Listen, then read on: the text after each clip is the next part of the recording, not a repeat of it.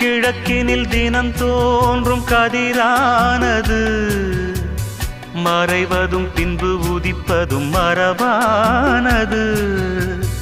கடல்களில் உருவாகும் அலையானது விழுவதும் பின்பு எழுவதும் இயல்பானது.